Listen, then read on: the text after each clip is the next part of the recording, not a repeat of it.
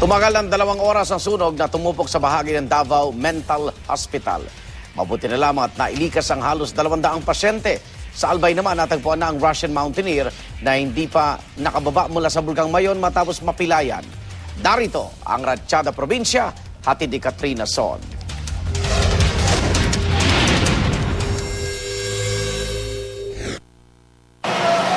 Nangangalit na apoy ang nadatna ng GMA News na lumalamon sa Davao Mental Hospital sa Davao City. Sumiklab ang apoy bandang alas 6:30 ng umaga kahapon at mabilis na kumalat.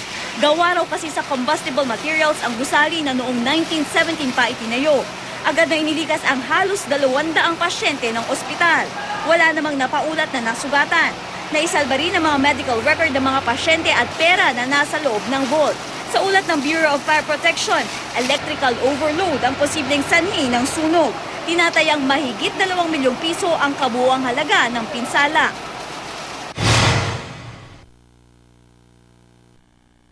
Sa Albay, natagpuan na ang Russian mountaineer na natrap sa Mayon noong linggo. Nakita ang mountaineer na si Mark Yugav na nag-solo trek tinatayang 1 kilometro mula sa crater ng bulkan. May pilay siya sa paa. Agad na bumaba ng bulkan ang mga rescuer at ang mountaineer dahil delikado umanong doon magpalipas ng gabi. Matatanda ang 5 namatay sa phreatic explosion ng Mayon Volcano kamakailan. Patay ang isang binatilyo matapos siyang tamaan ng kidlat sa bayan ng Cananga sa Leyte.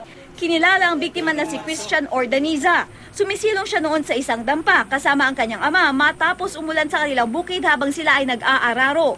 Sugatan naman ang kanyang ama at isa pang lalaking sumilong din noon sa dampa.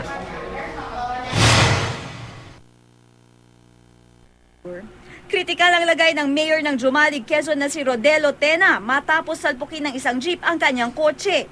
Nagtamo naman ng mga minor injury ang kanyang asawa at anak na agad dinala sa ospital. Sugatan din ang driver ng jeep at 4 pang pasahero. Sa investigasyon ng pulisya, nawala lumano ng kontrol ang driver ng jeep. Para sa unang balita, Katrina Son reporting.